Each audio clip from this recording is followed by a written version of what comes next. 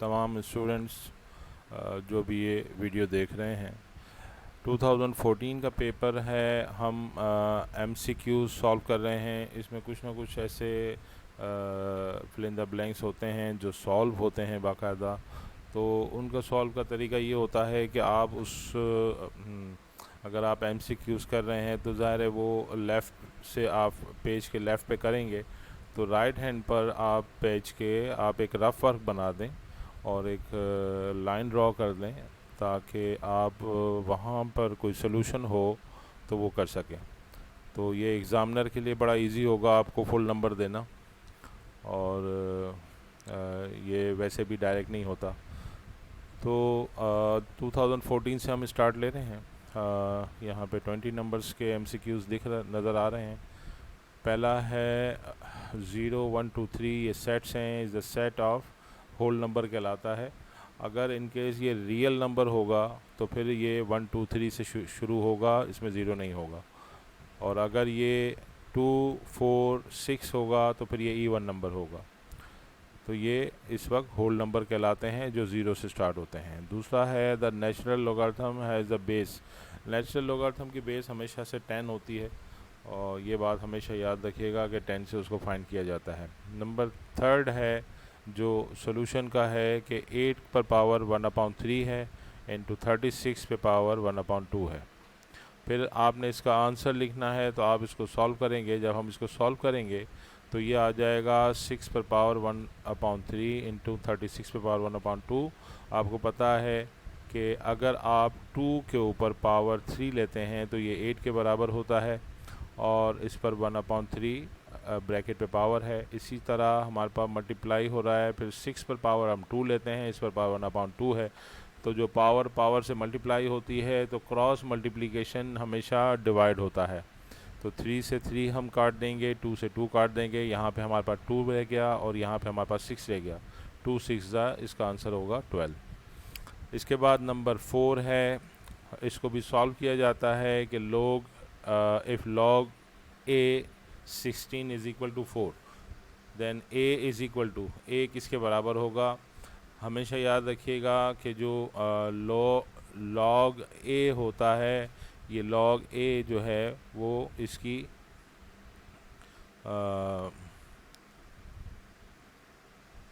log a इसकी power को show करता है, और 16 इसका आंसर है। 4 वो नंबर है जिसके ऊपर पावर होगी। अगर इस तरह लिखा हुआ हो तो आप log a लेंगे इज़ इक्वल टू ये 16 के बराबर होगा, यानी 4 पे पावर 2 होगी, और ये 4 4 16 हो जाएगा। एक ही वैल्यू आएगी हमारे पास 2। क्यों? कि उसकी वजह यह है कि 16 वो आंसर है जो हमारे पास है। एक्चुअल नंबर 4 है, इस 4 के ऊपर पावर a है, तो 4 के ऊपर पावर क्या होगी कि 16 आए, 4 पे पावर 2 होगी। इसके बाद आगे चलते हैं। The degree of given nominal एक दिया हुआ है, x की पावर 4, y की 1 है, प्लस y 1 है, प्लस y 2 है, प्लस y 3 है। अब इसका नंबर 5 लिखा हुआ है। अब इसका आंसर 5 किस तरह आया?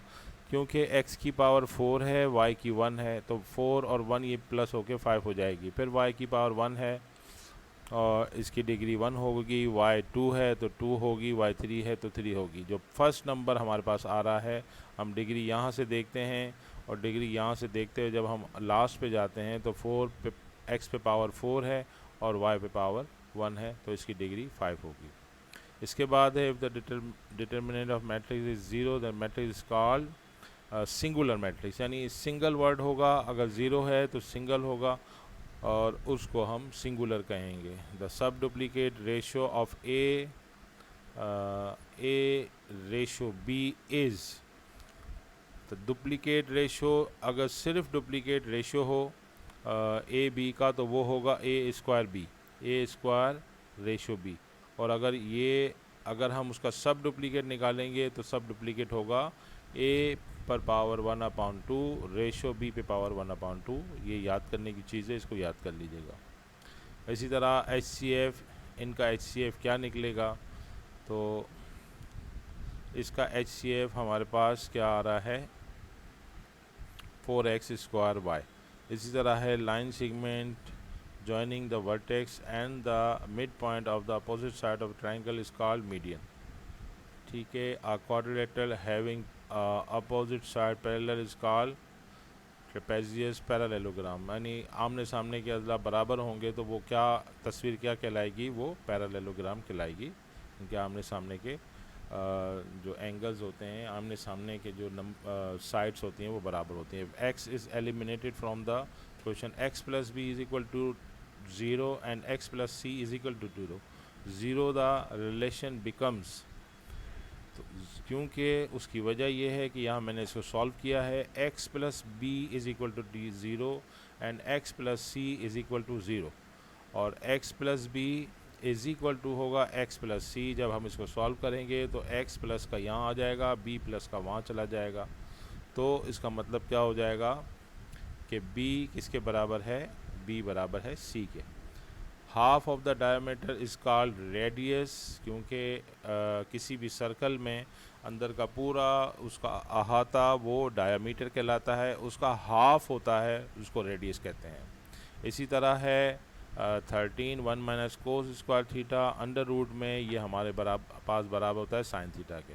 इसी तरह है tangent 60 is equal to, tangent 60 हमेशा अंडर रूट 3 के बराबर होता है।